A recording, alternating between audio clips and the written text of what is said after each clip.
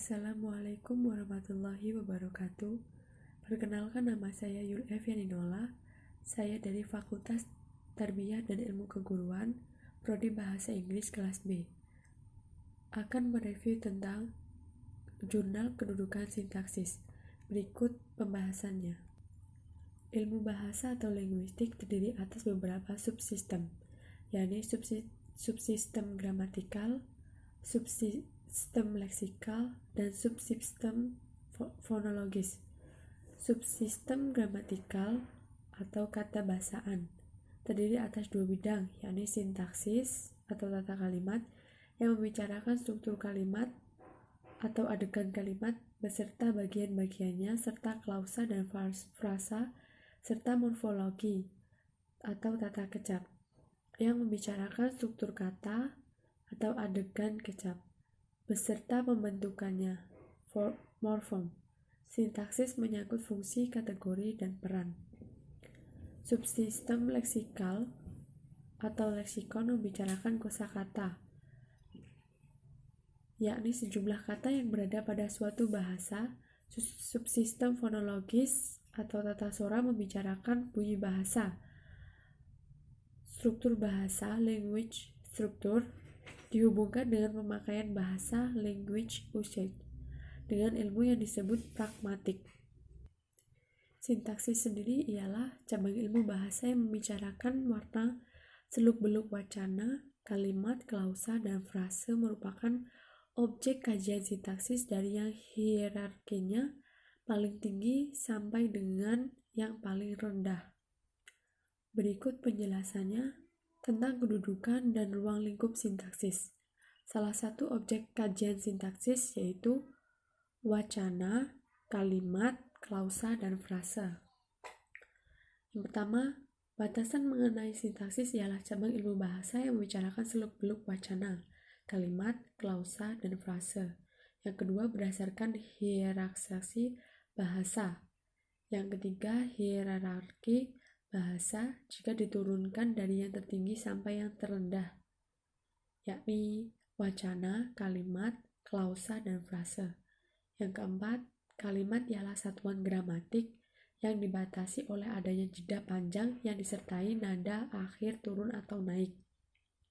Yang kelima, klausa ialah satuan gramatik yang terdiri dari predikat, subjek, objek, pelengkap, dan keterangan.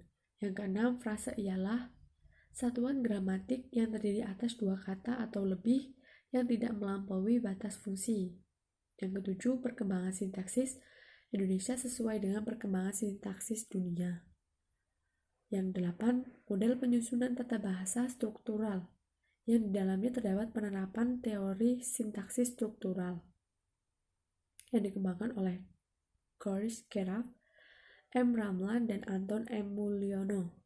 Yang sembilan, buku tata bahasa Baku Bahasa Indonesia yang disusun oleh Hasan Alwi dan kawan-kawan merupakan bukti bahwa teori sintaksis bahasa Indonesia dari waktu ke waktu terus dikembangkan oleh para ahli bahasa Indonesia.